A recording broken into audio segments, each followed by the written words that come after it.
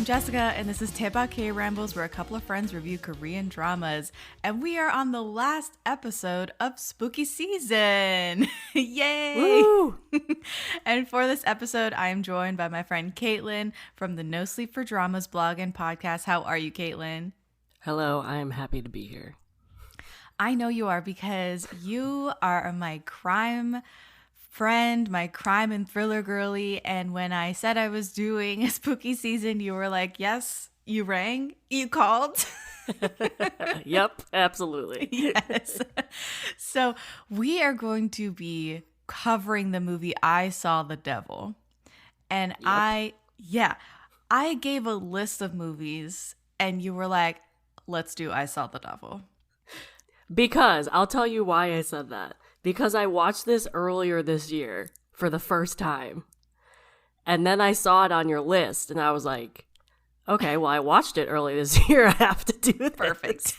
But also, I watched this because of our favorite crime podcast. And she talked about this show.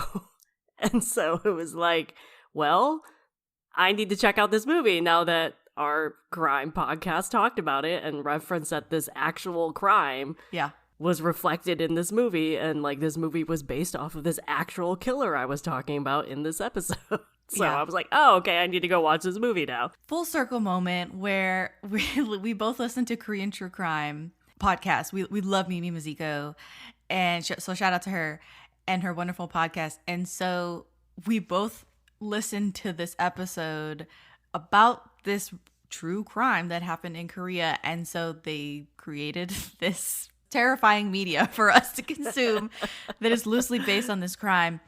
And here we are several months later, having watched this movie, this awful movie. So we're gonna talk about it. The thing though, that this is a classic crime movie in Korea. Like, you go to any list that has like best crime thriller movies from Korea in the last 20 years, this is always on that list. Yep. It's very well known. It's always on top and best of lists. So was it a top and best of in our estimations? We will tell you very soon. We will let you know. We will tell you very soon.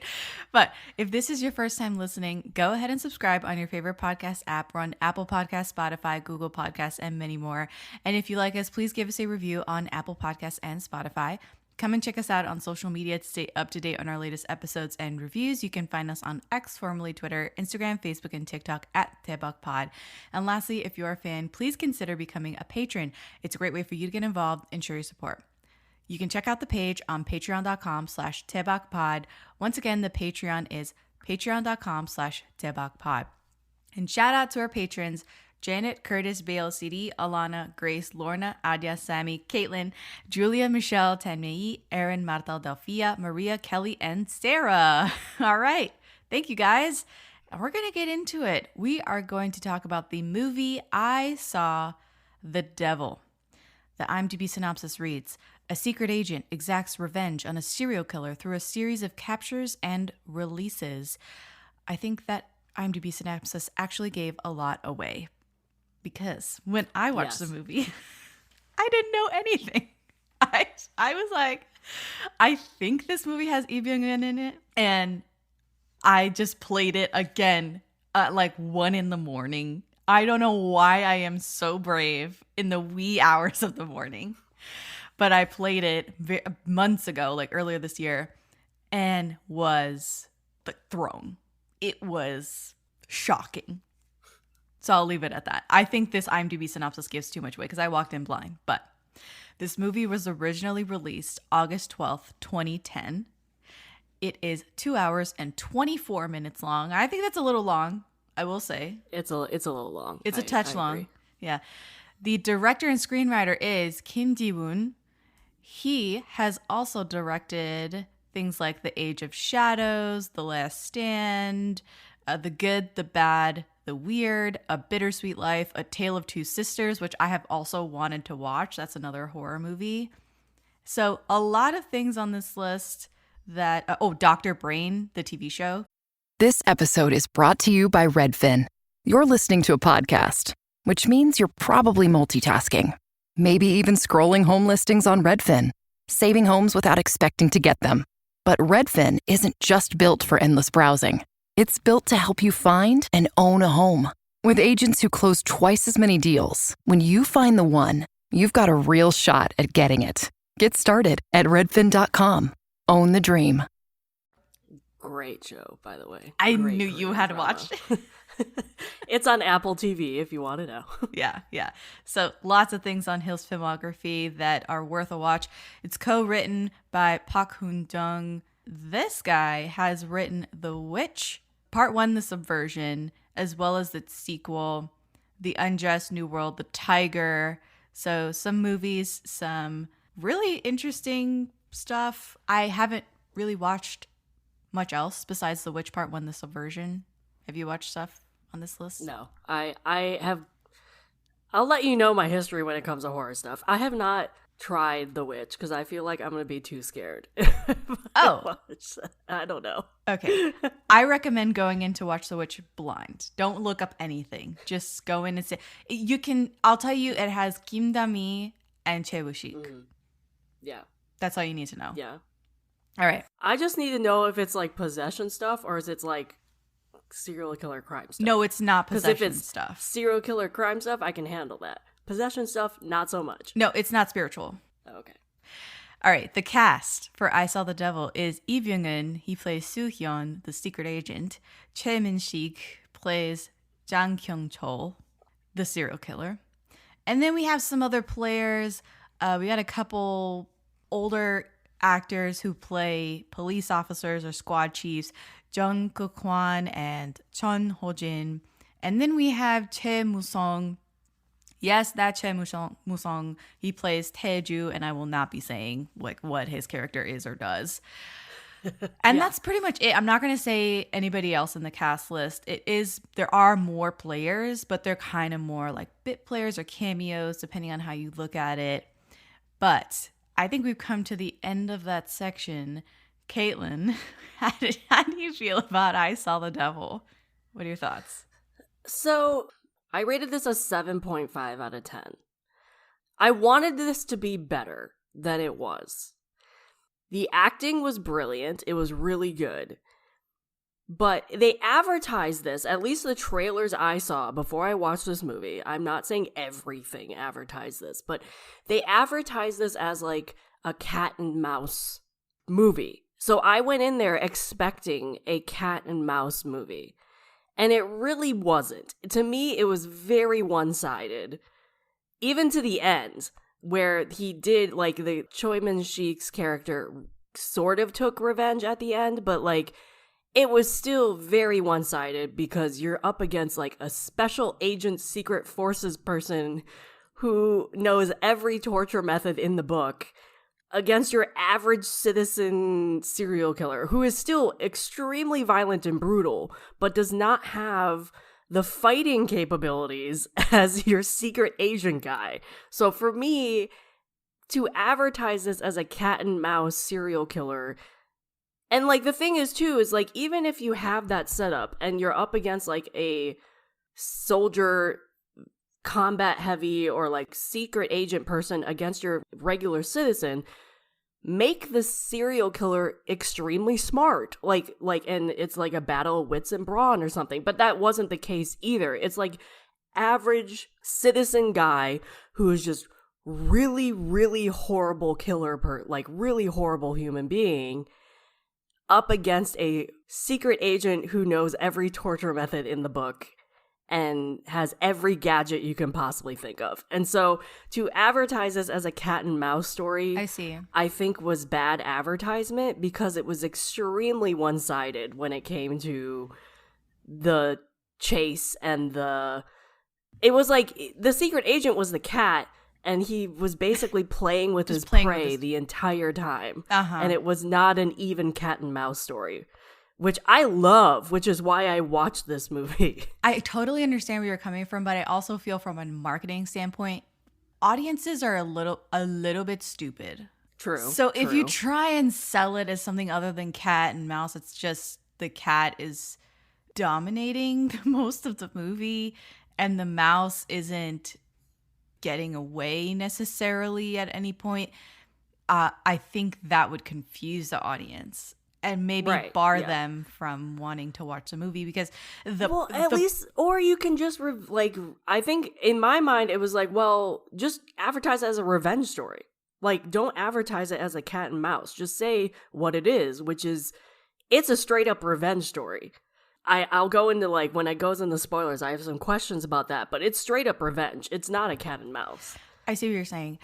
You unlocked something for me that first of all, full disclosure, I have no notes. I am just flying by the seat of my pants. But something that you unlocked for me as you were talking was, on my first watch of this, again, I went in blind, had no idea. I thought it was going to be actually a spiritual, like some sort of religious movie because of the title, I Saw the Devil, or the English title, I Saw the Devil. Right. Yeah. So I was expecting some sort of exorcism, some sort of like shaman or Catholicism to come into play. That was not the case at all. Mm-hmm. Second of all, the revenge aspect of the movie was obviously very heavy-handed. That's the bulk of the movie, is this extended 2.5-hour revenge from Lee Byung-hun's character toward Choi Min-sik's character. I think I had issues with the fact that this man was trying to exact revenge not on behalf of the woman that was killed. Right. It's like for him. Yeah. Because you took something away from me. Like it wasn't necessarily like for her. It's hard to explain this feeling, but like it's almost like she has nothing to do with it. Yeah, which is why I wanted to pose the question, like, who do you think the devil is in the title? Right. And that's the question that the movie poses to the audience is, amongst all of this sadistic, horrifying violence that each character inflicts on each other, on other characters, is it sanctioned enough where you absolve Lee Byung-hun's character of blame and you're like, I'm still okay with his revenge and he's not the devil? Or he's lost his soul in the process of him doing this revenge and he has become on par with this devil that he's chasing. Yeah. It's up to audience interpretation. It's totally up to each individual person as you watch it, what your own moral compass is, what your own comfort level is with the violence, maybe with your own, how triggering the movie will be for you. I think he lost his marbles. Oh, yeah. Like, the entire movie to me is him descending He went too far. Yeah. Into this man that he became his prey. Yeah. He became the man that he was trying to exact revenge on. And I am all for, you're talking to a person who loves, sounds terrible, but I love violence. And I am pretty desensitized to a lot of stuff. This movie was a step beyond that. It was really brutal. It was extremely disgusting, and it just, as much as I wanted to support Lee Byung-hun's character and his vigilante justice, because I support vigilante justice in general, like for other media, I'm always like, yeah, like stick it to him. In this case, he was definitely taking on the mantle of being the same. He was almost the same. Right. The only difference between him and Choi Min-sik, and I don't know if this is spoiler territory or not, but I'm answering your question. The only saving grace for Lee Byung-hun's character is that he still had some semblance of humanity by the end of the movie. He had remorse, he had sadness, he felt some type of way about the crimes, about the situation that was created from his actions. And Choi Min-sik, the serial killer, did not. He had no humanity. He did not feel remorse. He was almost clinical in the way that he exacted some of these violent actions. But at the same time, I would argue the special agent was also clinical in that way because he was trained to do it. So, but he had one target. Like, whereas the serial killer... What I think was Lee Byung-hun's character regretted doing it. But did he, though? I think so. Walking down the street at the end, I think he was relieved it was done. Oh, I think it was relieved we read that differently. Yeah. I think he was glad that it happened and, like, the ending played out how he wanted it to. But I don't think he regretted it. Oh, my God. We totally read the ending differently. So you think it's relief. He's crying out of relief. Oh, yeah. He's like, I'm done with my mission. I accomplished what I wanted to do. I think he's crying out of, I mean, not saying he's not relieved, but I think he's crying out of a plethora of emotions, one of them being like regret, because this whole thing got way out of hand. He couldn't control. Oh, no. I think he cried because he was like, I finally got my revenge. I now can mourn how I wanted to. Oh, my gosh. Well, I don't disagree with you, though. Oh, God. But it's very ambiguous. It's again, it's up to audience. It's up to interpretation. Yeah. Absolutely. Yeah. Mm-hmm. Yeah. Which is the thrill of, like, watching it is, or the way you come at it is not wrong. However you watch it is not wrong. You're right. Yeah.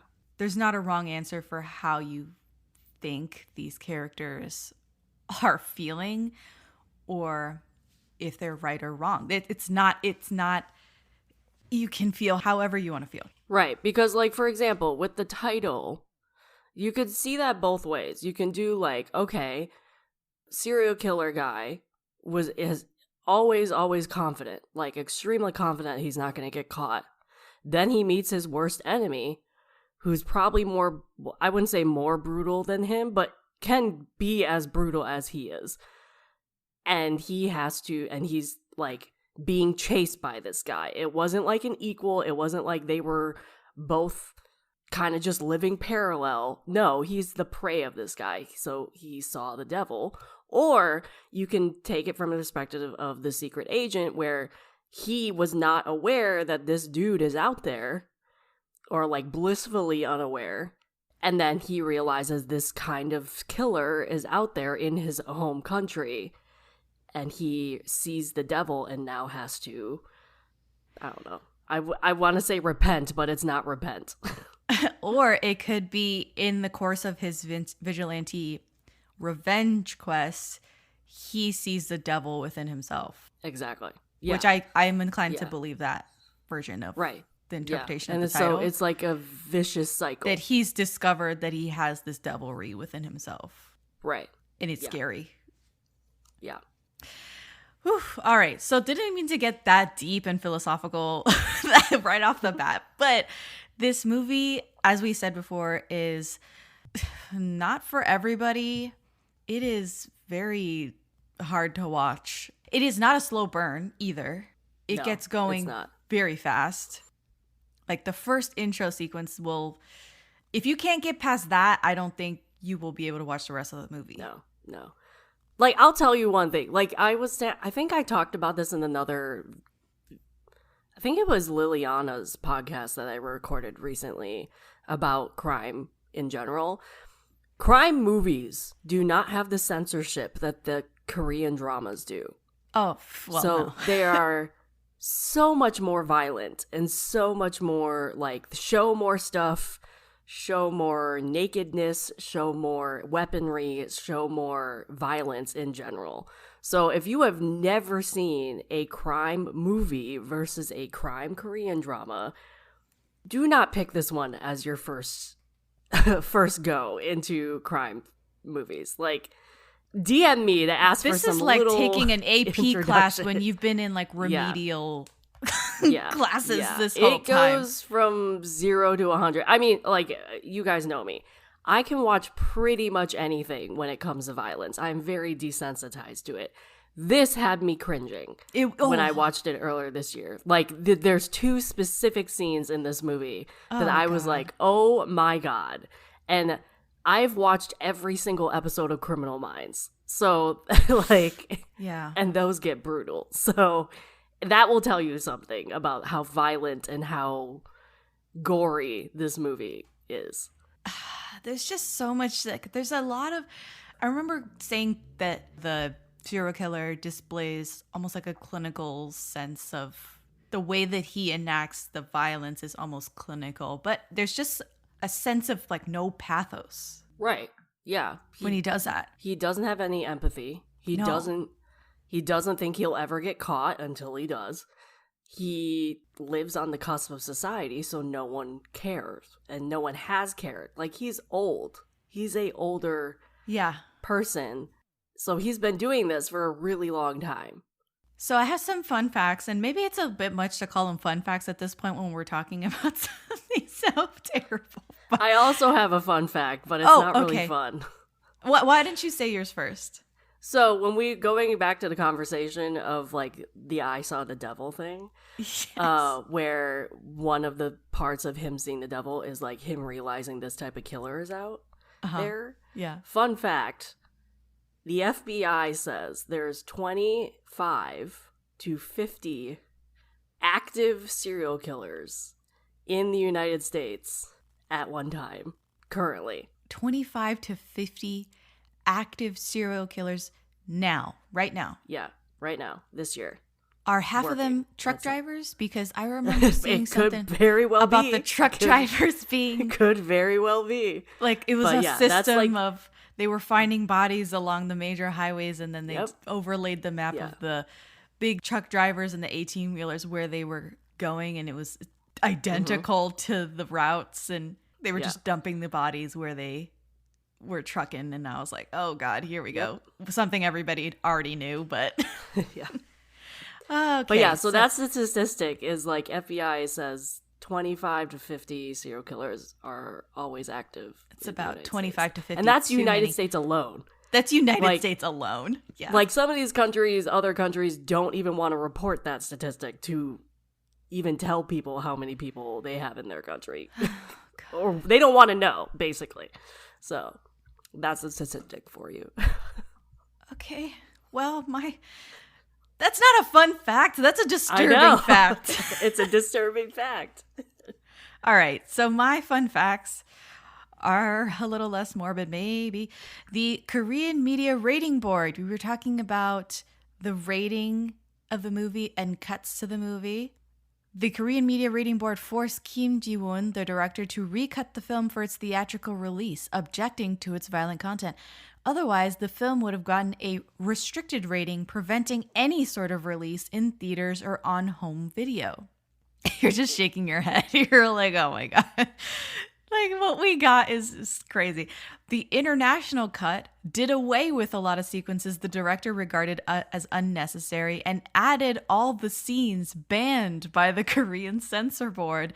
Yet it's the Korean cut that runs longer than the international one, which I found really interesting. During the shoot, and this is also like this next one, I was like, I don't know why he would even say this. Yeah, I've heard this one. Okay. During the shoot, Choi Min-sik, which is the serial killer in the movie, was so into character that he got the idea of beating up a random stranger who talked rudely to him in an elevator, only to realize he has turned violent during the shoot and eventually freaking out. Following the film's release, he met a girl in the elevator who freaked out and panicked seeing him, having watched the film. To calm her down, he told her, I don't kill people anymore, so you don't need to be worried about me. I'm human, not a killer. Again, I think I would have taken that to my grave. I would not say, I mean, I turned violent. There's been other actors who have come out over the years who've played extremely violent serial killers in dramas and movies who say this exact thing. Yes. Like, they're like, it's extremely hard for me to get over a role, to get past that, especially if they're a method actor. So I don't believe in method acting. I don't really either. But like, this is not a uncommon statement. I've heard this all the time from people who've played violent serial killers in dramas. I've heard this as well. Because it takes them a little while to get out of the character. And then sometimes they enter depression afterwards because they're like, I cannot believe I just shot that scene. and did all that horrible stuff, and now I need to go talk to a therapist. Right. There's two stories that I recall that have nothing at all to do. One sort of has something to do with this movie, and the other one has nothing at all to do with it. But it just goes to show that I feel like method acting is bullshit. One has to do with Kristen Stewart playing Bella Swan in Twilight. Okay. So there's this, because I used to be so into the Twilight series, I remember reading this, I think it was an interview that she did where she was talking about having to let go of Bella Swan after filming the first movie, that she was so into it and she was so entrenched in the character. And the only way that she could let go of the character was basically driving back from Washington back to LA or wherever she lived at the time, I think in Bella's truck. So in that red pickup, that old red pickup, she drove all the way back to LA, and that drive basically released her from the confines of Bella Swan's characterization. And I was like, I remember reading that and being like, that's weird. This was over a decade ago, like basically almost mid 2000s that I read this or saw this story, and I was like, that's weird. Now I'd say, get the fuck out of here, bro. Like, that is the stupidest thing I've ever heard. Second of all, more recently, Nicolas Cage played, I think, a serial killer in Longlegs, which is a 2024 horror film. So. Yeah. Which I have yet to see. I couldn't get out to see it this year. And they asked him, like, was it difficult getting out of character, like getting in and out of the character and stuff like that? And Nicolas Cage has been an actor for a very long time. Nick Cage goes, no, it wasn't difficult. Like, you just show up and you do a job and you find your spots that you get into the character, and you don't take that home. You don't, like, he was like, no, it's not difficult to get in and out of character. Yeah, it's crazy, but no, I didn't have any trouble taking anything. Like, it was so funny to hear this sort of seasoned actor talk about getting into basically another disturbing character. And he was like, no, you just show up and do a job. You're playing make-believe. And then you go home and eat like a Hot Pocket. Like, it's not a big deal. So, yeah, hearing this thing from Choi Min-sik, I was like, well, it sounds like he was method acting. And I think method acting is bullshit. So, anyway, this is a long outro to this fun fact. Anyway, this movie marks Choi Min-sik's second role as a serial killer following 2005's Lady Vengeance, known in the U.S. as Lady Vengeance. That is a Park Chan-wook movie that I watched, I think, 1 or 2 years ago. And my review is up on the Patreon feed because I did the whole Vengeance trilogy from Park Chan-wook. And I just recovered, actually, like last week from doing that. And then the last fun fact I have is this movie and The Chaser from 2008 are loosely based on murder events committed by the serial killer Yoo Young-chol, also known as the Raincoat Killer, from 2003 to 2004. And that is the crime that we are referencing earlier. Do you have more info on the Raincoat Killer that you care to share? Or was the Raincoat Killer the one that the Netflix documentary that came out a couple years ago? Yeah. That's a great documentary. I highly recommend that. If you want to know more about that killer. I think it's actually called the Raincoat Killer. It is, yeah. Yeah, that's, if you want to know more about that killer, go and watch that documentary. I think it's very well done. I think because it's not like one of those things where this is what we did and this was what we caught them. They're like, it was a fudged investigation. So the documentary also goes into like what went wrong. And they actually brought in like people who worked the case and like now are retired or whatever, or reporters or whatever. So I thought they did a very good job in terms of having a objective perspective when it came to reporting on the case and like what happened and what went wrong during the case. Yeah, because they royally did. They royally effed it up.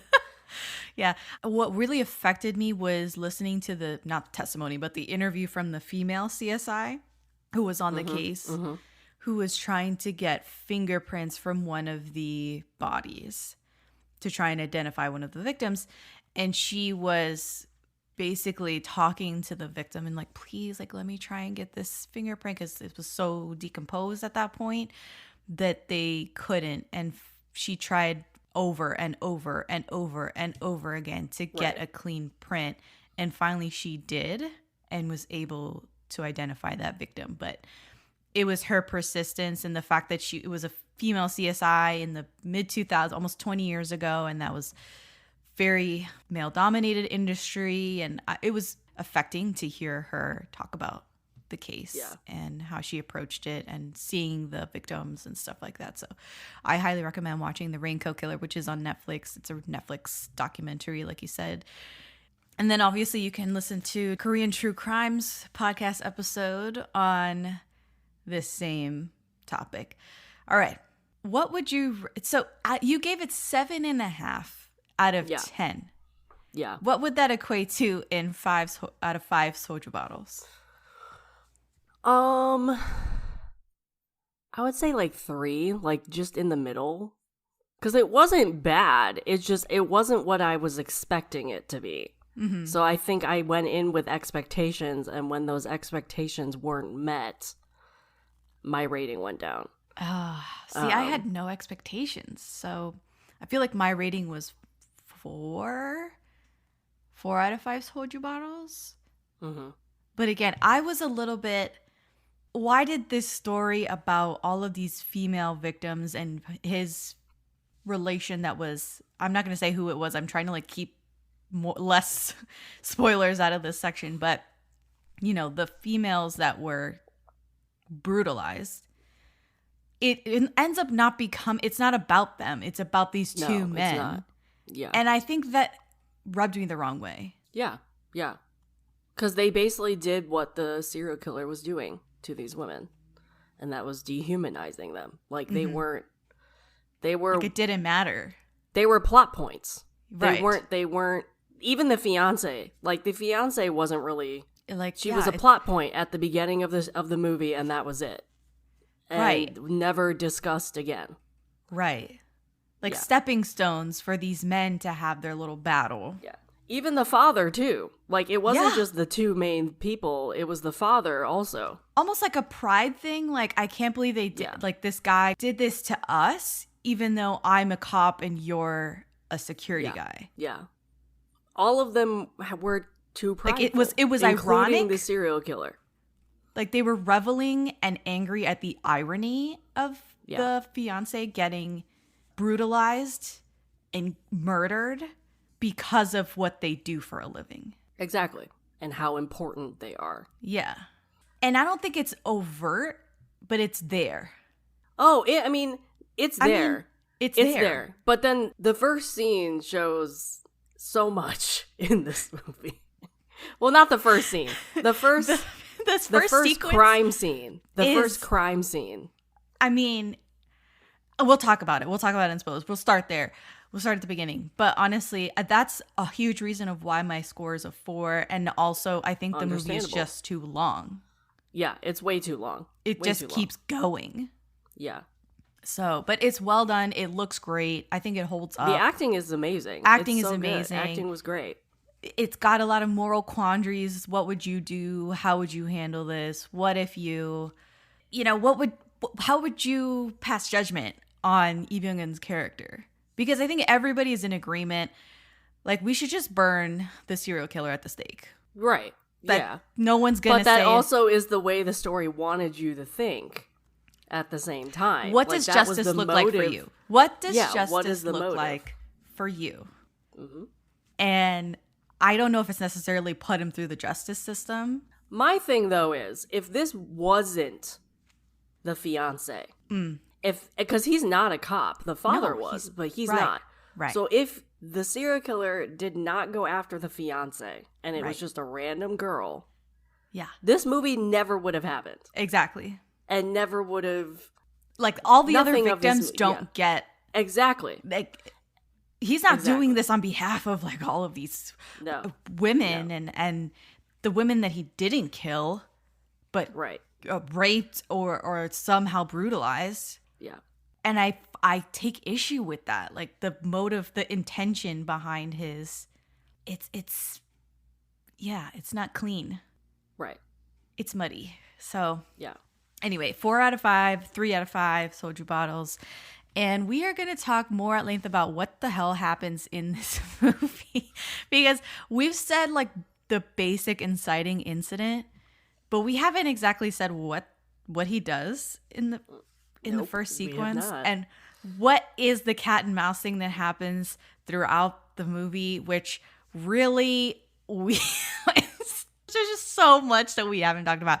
So we'll talk about it in the spoilers section right after this. The greatest trick. Houston, we have a problem. I am your father. I see dead people. The devil ever pulled. Pay no attention to that man behind the curtain. Was convincing the world. You can't handle the truth. He didn't exist. Oh, what's in the box? Okay, we're on the other side of spoilers. We are going to spoil exactly what happens in I Saw the Devil. So if you want to preserve your first watch, I feel like we've already spoiled some things like larger plot beats about the movie, but really, we're going to get into the nitty gritty. Here we go. Caitlin, let's talk about this intro sequence because this... So like the real intro sequence, like the car on the side of the road? The car on the side of the road. Yeah. Okay. Mm-hmm. Which it is... disturbing on so many levels. Uh-huh. You see the fiance in the car, and the camera is the point of view of the serial killer. Right. Which automatically you're like, oh, I've been in the car throughout all of the intro credits with the serial killer the whole time. Yep. And I had no idea. He was just driving on these snowy roads. Right. And you can see this little van that's off to the side of the road, stranded. She's waiting for a tow truck to come and change her tire. And she's on the phone with Byung-hun, and she is as sweet as pie. Yep. Like, even the voice that she has is like, I can't even describe it. It is, it's not aegyo, but it's just like this sweet little like voice that she has on the phone. She's saying that she was visiting an orphanage. Right. Earlier in the day. She's saying, oh, if I ever have children, I want to raise them out here in the countryside where the air is fresh. And like, she's talking all this shit, right? And you're like, oh my God, this sweet girl, what the fuck is going to happen to this sweet lady out here? Oh, you immediately know what's going to happen. You know what's going to happen to her, but you don't know dark road, no one's around, it's snowing, and she has a flat tire. Like, equation for death right there. God, she's gonna die. She's gonna die. So the guy gets out of the car, and what's great is you don't see what the serial killer looks like right away. You just see him like walk up to the car, knock on the window. She lowers the window. What does he want? He's like, hey, what's going on? I say, you're gonna wait a long time for a tow truck and all this stuff. And he goes to check on her, the tire that needs replacing. And Byung-hun's telling her, oh, just wait for the tow truck. Like, tell him it's fine. Don't worry about it. It's when she hangs up the phone with Byung-hun and the guy comes back up to the front door. That's when you see him through the window. His face through the window, checking her out. From the perspective of the passenger seat. So it's like even like the camera angle, it's like you are looking at them as if you are like sitting in the passenger seat for the rest of the scene. Even when you're looking out the windshield after this, too. So that's kind of like you're in the car with them. Yes. And I'll tell you, the amount of tension that is in this scene should be studied. It is so good. Because you're great. Just waiting. Yeah. Well, I think part of the tension, though, is in this movie does this really well, is they know how to play with the silences of the movie. Like, they take the music out. Mm-hmm. And they either just have what's going on in like the actions, like the rustling in the snow, or like the dead silence that snow gives you. Like they took the music out of this for this entire sequence until he starts attacking the car. That's when the music comes back in. Right. So like you are watching this from the passenger seat of this car, dead silent, just having this guy, like, having the perspective of the woman sitting in the driver's seat, like, what she hears for most of the scene. So, like, you realize she didn't hear the guy come walking back up to her car because there was snow on the ground. She didn't hear him walking around the other side of her car. Like, that is brilliant. Like, what they do with the lack of music in this movie is brilliant. Yeah. It's unnerving. Yeah. And what's terrifying as well is that this is the serial killer. This is a villain. Mm-hmm. He's driving a school bus. Mm-hmm. Mm-hmm. He's driving like a little kid's school bus, the kind that picks up the little kindergartners in the city. Right. And this is the serial killer. And you're like, what? Wait a minute. You're telling me the serial killer is the ajushi that picks up the little elementary schoolers and the preschoolers in the school bus? Yep. Oh my God. It's diabolical. So the moment when you see her get nervous finally, you see her get nervous because you're like, where did he go? And she turns on her high beams and he's fucking right there in front of the car. Yeah. Oh my God. The way I screamed. The scream that I scrumped the first time I saw this movie. And again, I was watching at like 1:30 in the morning. I could not be consoled. I was like all over. I was tossing sheets. I was tossing pillows. I was a whole wreck. And he starts pounding on her car, on the windows, on everything, trying to get to her with this hammer. And he just starts hammering at her. He starts pounding on her body, on her cranium. She's screaming. She can't get out the passenger door. Like, when we're talking about violence in this movie, you see him hit, like, you see the hammer hit her and blood go off of it. Like, this movie is violent. And he's not stopping. He's not. No, like, he's not. There's nothing that's going to stop this man from killing her. So, and the moment where she's looking up at him directly, after he's hit her a few times in the head. Right. And her alarmed eyes just looking at him, and he hits her one more time to knock her out. Yeah. And then you finish the credits as he's dragging her body out, and you hear the vibrating of the phone, and it's done. It's done. It's done. That's the intro. I saw the devil pops up on the screen, and you're like, well, fuck. Yeah. And, like, it's snowing. So, like, immediately, every time I see this scene, I'm like, well, people are going to find the car and see the blood, and obviously, like, there's an arrogance about the crime. There's an arrogance. There's an extreme arrogance about the killer all the time. The entire movie. Yeah. But also, it's, like, one of those things where he came off to me as a killer of, like, he's not going to stop until someone stops him, whether that's killing him or arresting him. He's not one of those killers that, he wouldn't have stopped. Like, he had to be stopped. It's not even just, like, a conscious choice of, like, he's going to go kill somebody every 5 months. No, he likes doing it, and he does it well, and he's arrogant enough to leave whatever evidence behind because he knows he's gotten away with it so long. Yep. Yeah. It's just the worst kind of person. He's like almost like a narcissist. Like, yeah, he's a narcissist. Yeah. So he drags her body out. You see him clinically looking at her body later in his lair, and she's completely naked, covered in clear plastic, and she's still alive. Yep. She's barely alive. He's looking at her body like, oh yeah, you're. He says her body is kind of soft, so this should be very easy. And you're like, oh my God, he's gonna chop her up. Oh my God. Again, you're just more surprised. Like, what else could he possibly do?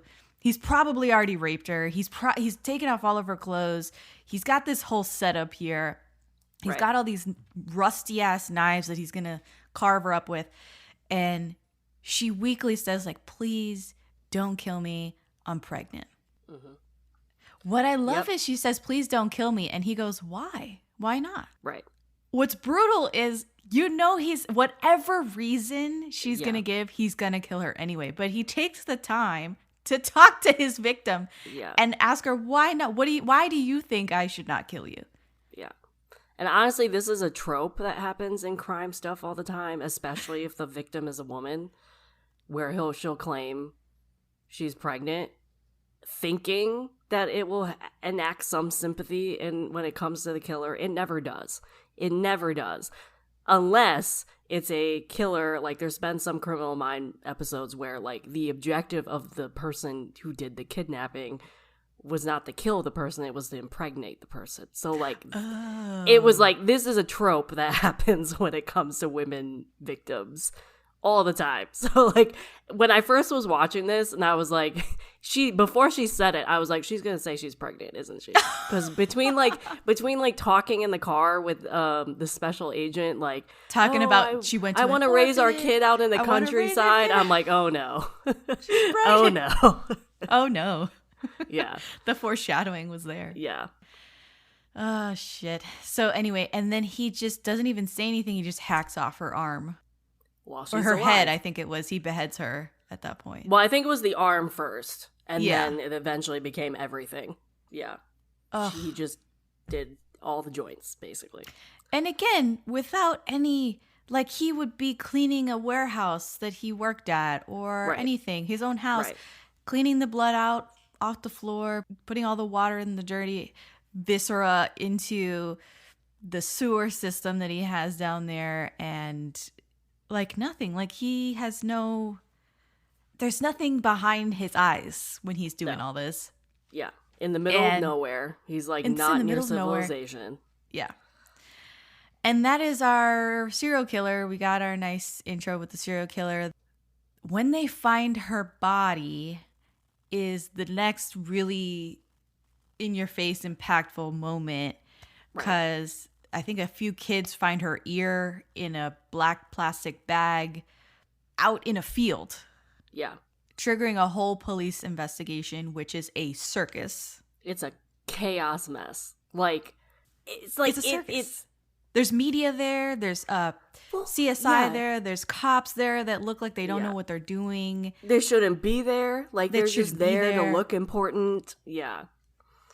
And the minute they find something, everybody rushes over, which is like the entire completely destroying thing the crime scene. Destroying the crime scene, letting reporters come in, letting any random cop trample everywhere. You already set up a grid to search this river.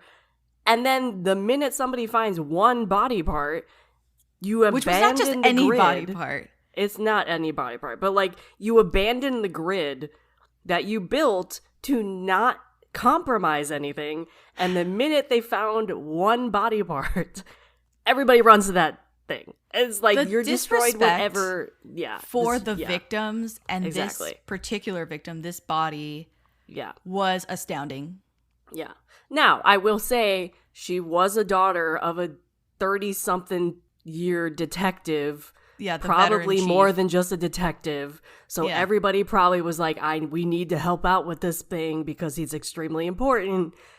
But like, even him, like granted, he was the father. Yes, you are grieving and yeah, you're going to go find your daughter who's dead and her body parts are in this field.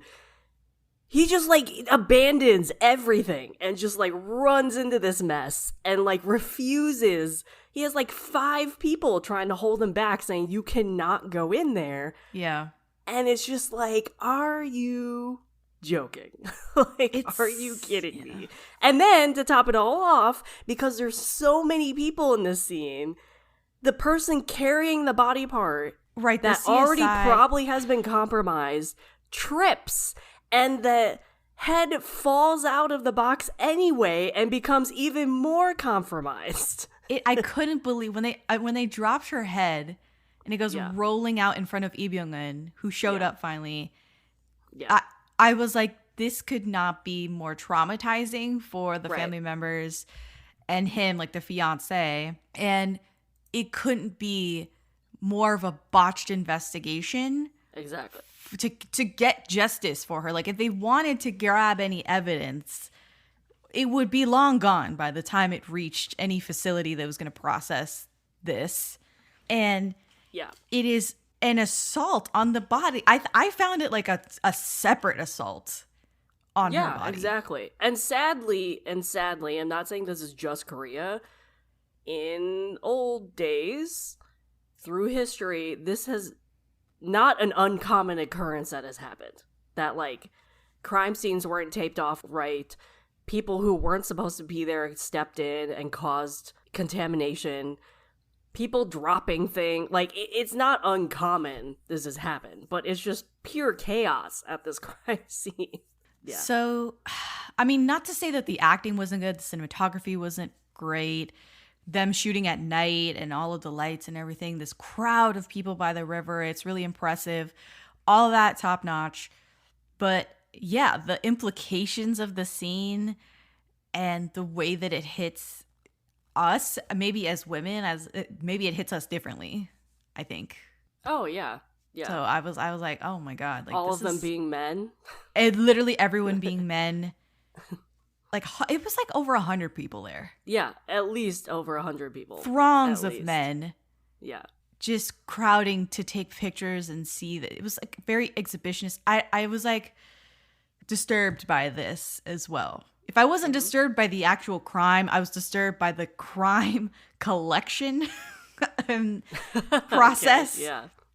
After that is when you get that scene of the father and the fiance and him saying, I'm so sorry to the fiance. Right. And I can't believe this happened. I've been a cop for 30 years. And I was like, what does that have to do? Like, so you're immune from anything happening to you and your family because you've been a cop for 30 years? But that's the entire idea through the movie. That introduced that idea. That's the thing. Is like, that was a theme where these men thought they have a were different immune. kind of arrogance. Yeah. Both of them. Yeah. Than the serial killer. Right. That's like, I am a secret agent working for the government and you're a cop, veteran of the force for 30 years, and I can't believe my daughter was killed by a serial killer. Okay, like, I guess you should get an award. Like, yeah, the greatest irony of all time. Like, it was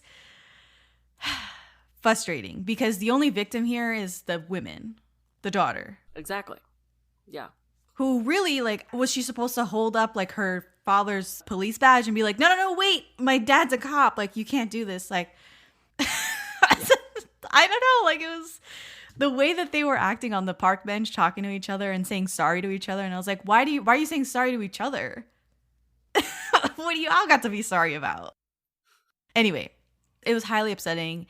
And on second watch, I was more upset. We go forward in time.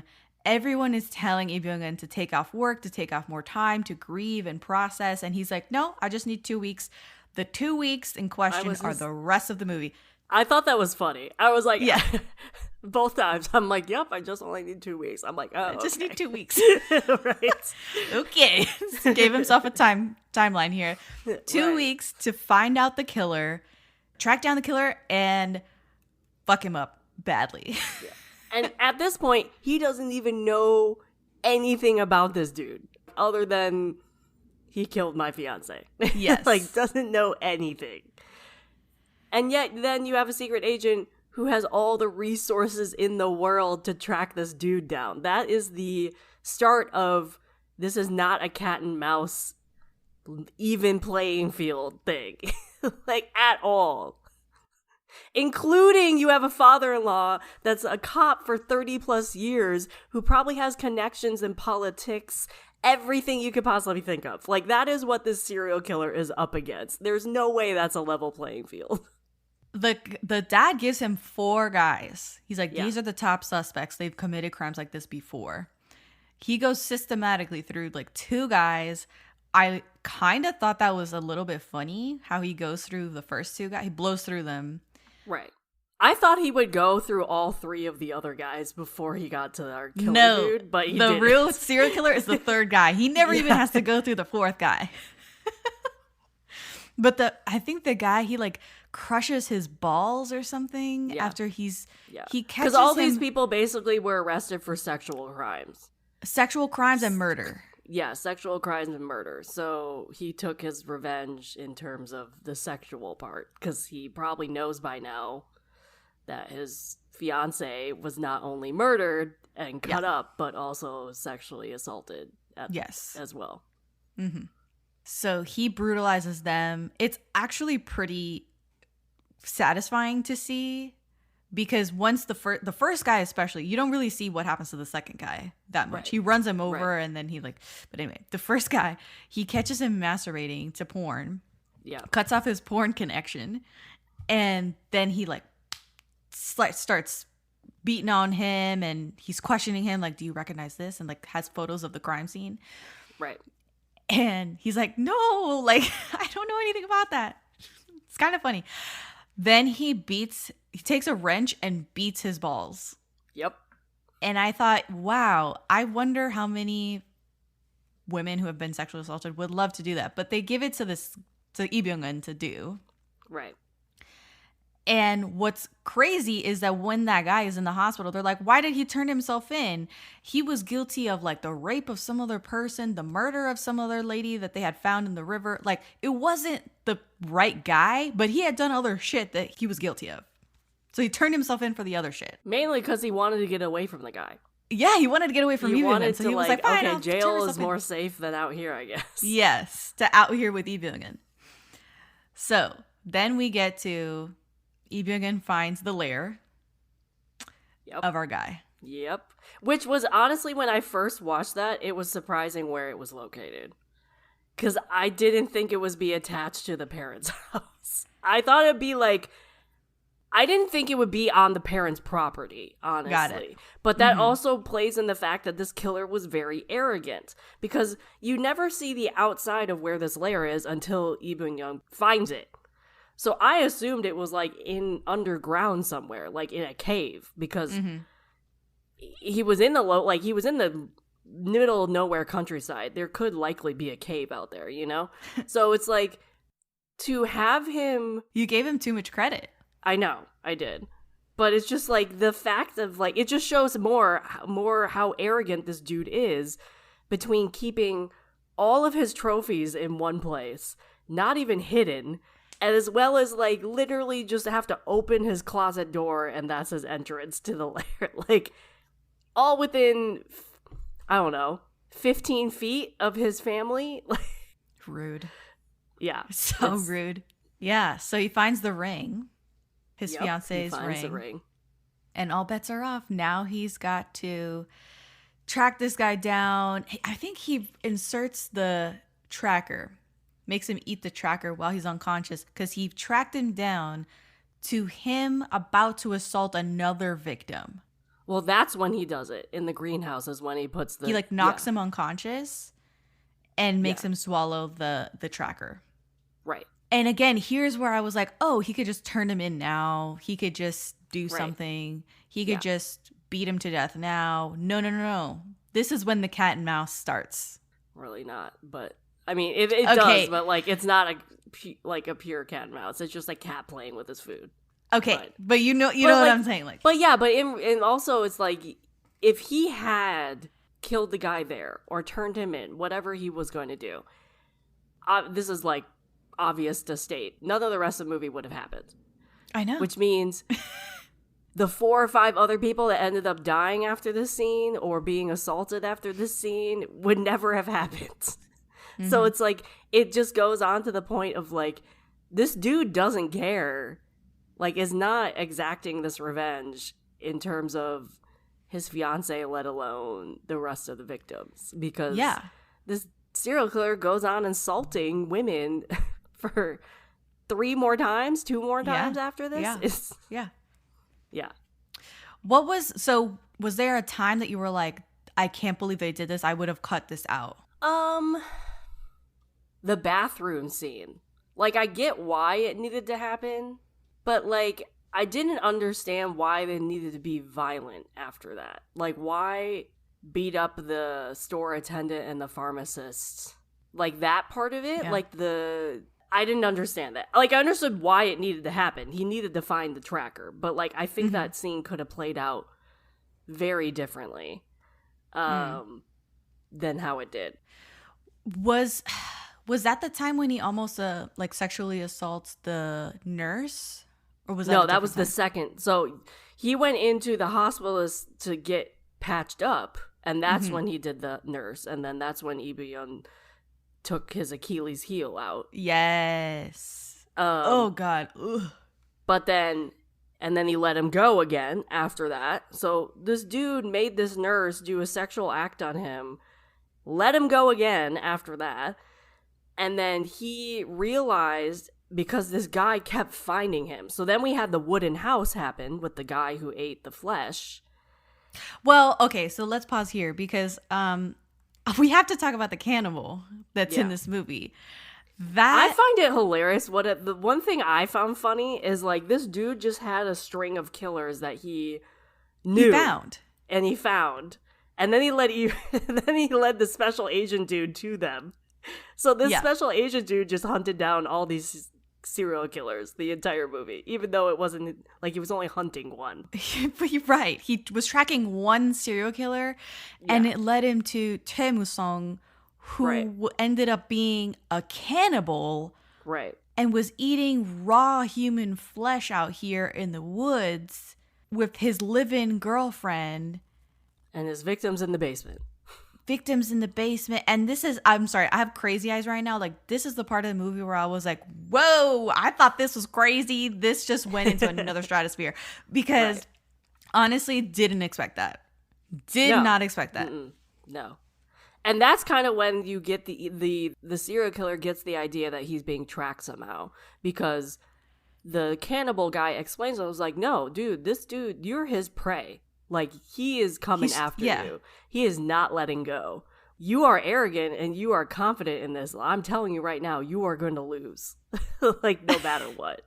Yeah. And I find it hilarious. Right? He said he was laughing. Like, he was like, I'm laughing because this is hilarious. Yeah. Choi Moo-sung, oh my God. Like, the whole thing. Honestly, if you think this movie stops at a certain point and it can't get any worse, it just keeps blowing past the stop signs. And the Choi Moo-sung character, the whole takedown of that cannibalism operation that was happening in the woods.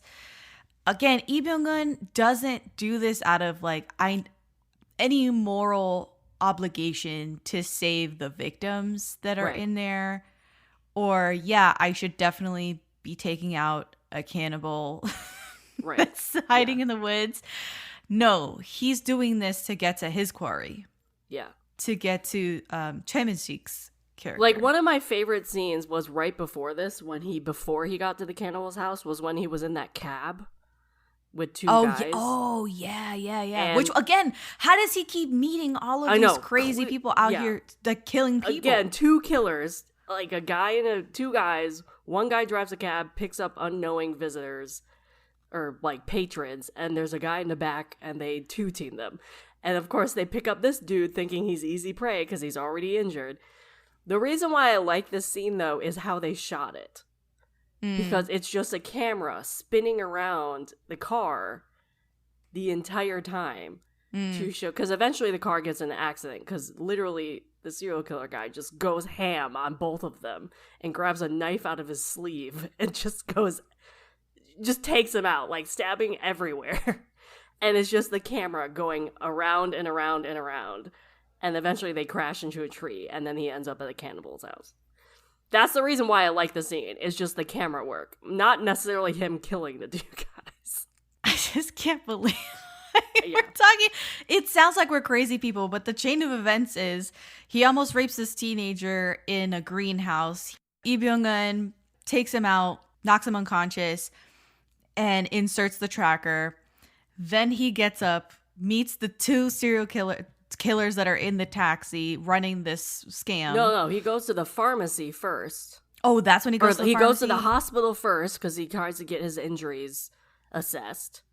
And then he assaults the nurse. And then the special agent guy shows up again. He's like, what the fuck are you doing here? Like, what the hell? And then he patches him up again and leaves him unconscious in the car to again chase him. And so then the guy goes and picks up this taxi who he kills again. And then he steals like their clothes and whatever to get out of his clothes. And then he walks or drives the taxi to the cannibal's house. And the special agent guy shows up again. And he's like, what the hell? Like, what the heck? Anyway, so we'll just skip to the end of the movie where the jig is up. Like, the serial killer knows that he's being tracked. He shits the tracker out and plants it on somebody else. Right. He's free to go. He figures out which victim this guy is mad about. Yeah. And he goes to the 30-year veteran chief's house, the first victim, the fiance's father. He goes to that house. And this is when I was like, okay, no. Because this whole cat and mouse, like, he had the opportunity, Byung-hun had the opportunity to take him down and kill him or torture him so many times. Right. Yeah. And instead he let this guy go, and now he's terrorizing everybody around him and innocent people that had nothing to do with the fiance or anything at all. And he goes to the fiance's house and kills the younger sister and almost puts the father in a body bag. Yeah. Yeah. Not only does he kill the younger sister, he kidnaps the younger sister first and kills her later. So then the family has to deal with the fact that she might have been alive for a period of time and then find her later. And it's like, this is what we were talking about with the bench conversation, is like, dude, what did you think was going to happen after you kept letting him go? He was going to get his revenge somehow. Right, he thought he could control the situation. Exactly. One of my favorite scenes, too, in this movie is the special agent dude showing up at the house and, like, plowing through the cops to get to the front door. Oh, I'm like, yeah. Dude, don't act like all remorseful now. Like, don't act sad now. Like, you're gonna be grieving if you find out your father-in-law, soon-to-be father-in-law, was dead in the kitchen. Like, he took out like 15 cops trying to get to this front door. And it's just like, and no one knew who he was. Like, the cops he was plowing through had no idea who he was. It wasn't until he got to the front door that he actually met a cop that knew who he was.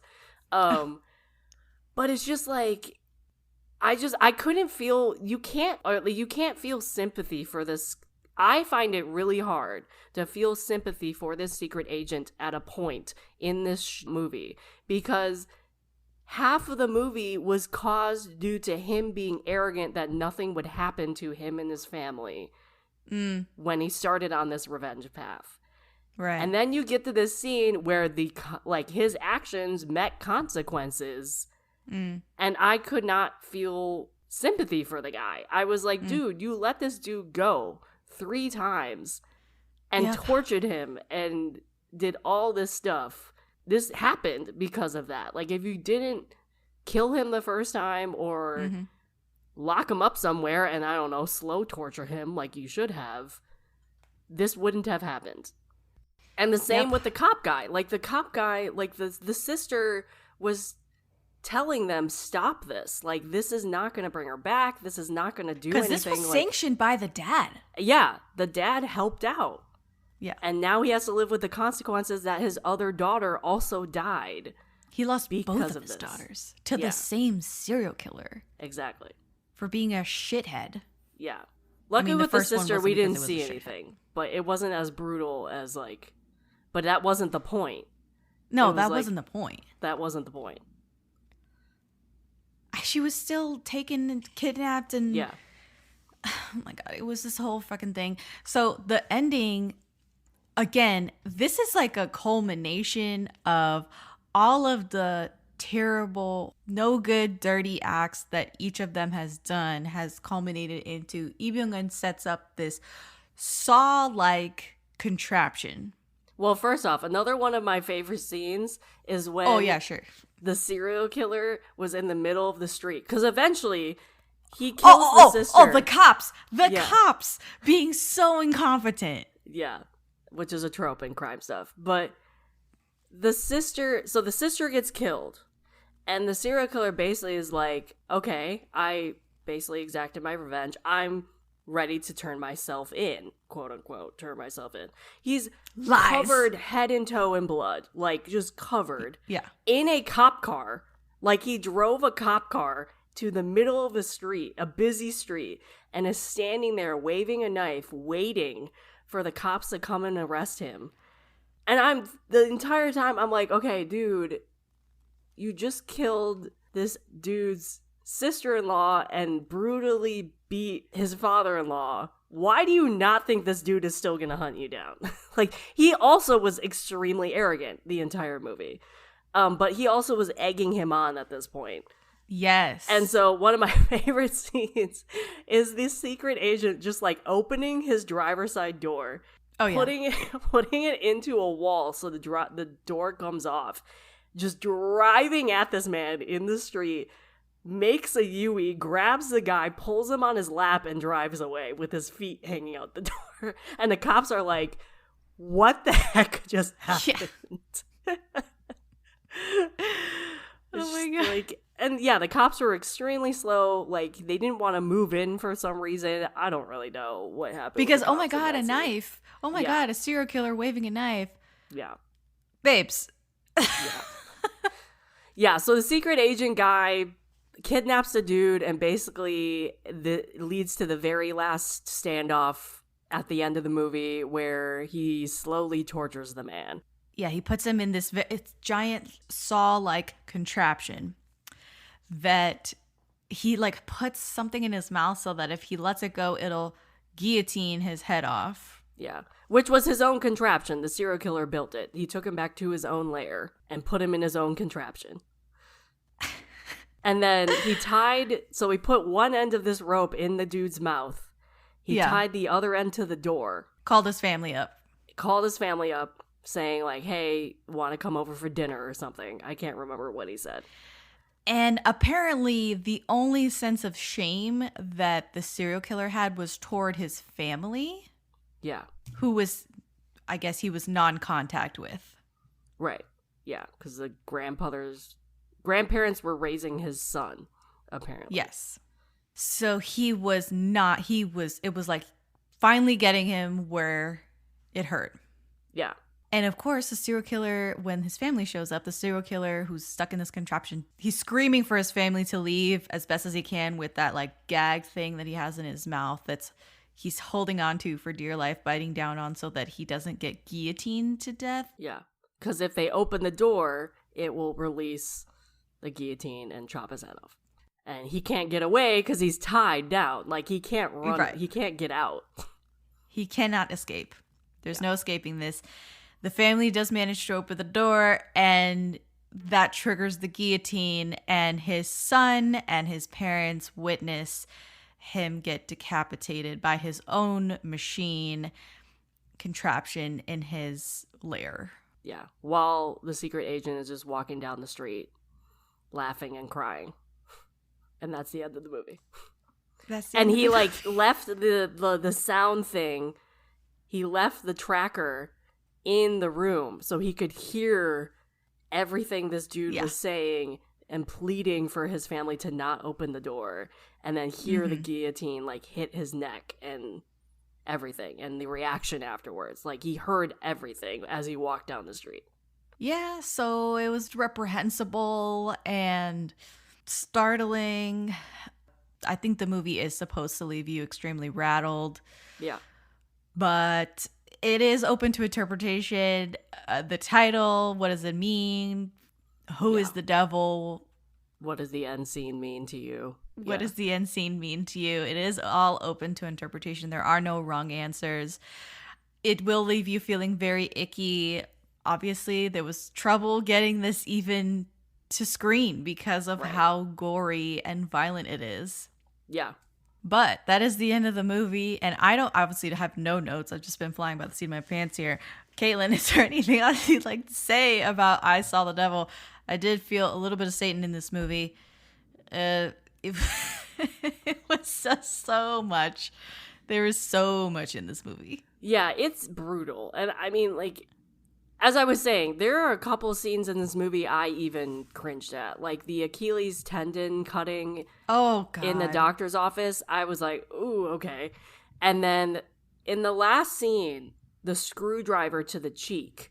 I was not expecting that. So when that happened, I was like, oh my God, because you see it.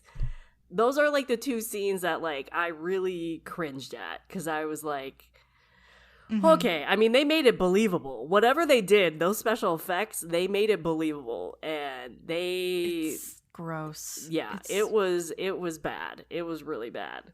So yeah, this is a brutal movie.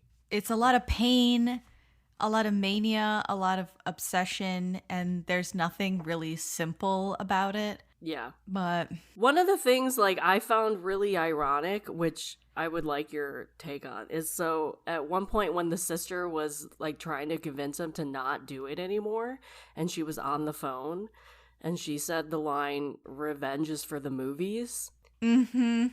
And then she ends up being part of a revenge plot. I just found that sad. I found that really sad, because she also says that none of this will bring her sister back. Yeah. Which is a classic line that you hear in a lot Exactly. of crime movies, especially, or where something happens to somebody and then someone's on a vengeance kick. It is very sad. Yeah. I don't think I expected her to be part of anything. No, absolutely no, not at all. She had such a small role, and I don't think she was part of the plan. Like, she came home during the assault of her father. She just happened to walk in there. Yeah.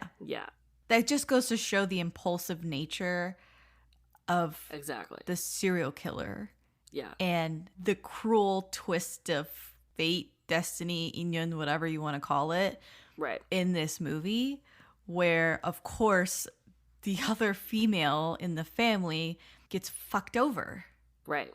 I mean, there was no sense of catharsis. There was no peace at the end of this movie. None of this brought any healing at all to any character whatsoever. Well, even the other victims, too. It's like when he opened the trophy boxes and you saw how many trophies was in that. It's like, okay, you killed this guy in the middle of nowhere. His family has no idea who did it, has no idea, like, he was this type of person, so they might find out after finding him. But it's like, you're not even getting justice or providing that closure for any of the other victims' families, who might not even know where their daughter is. Like, it's just... Or even the ones who were still alive, like the nurse and the student. That's what I was didn't end up dead. Earlier. And so they have to deal with that for the rest of their life. With that trauma and even the stigma of Yeah. Because in Korea, there's a horrible stigma. I mean, everywhere, I would say, of sexual assault victims. And it's so difficult for people to speak up about their experiences and get justice. And not to mention the justice system for sexual assault and rape victims in Korea being so egregious, and the punishments being so lax, and the burden of proof being so high. Right. It is unbelievable how the males in the movie just run through every female like nothing. Exactly. Yeah. And that's the ironic thing. Like, it's so damaging. Coming from a serial killer, you expect that, because he doesn't see them as human. He sees them as property. He sees them as things, as meat. Like, that is the perspective you expect from him.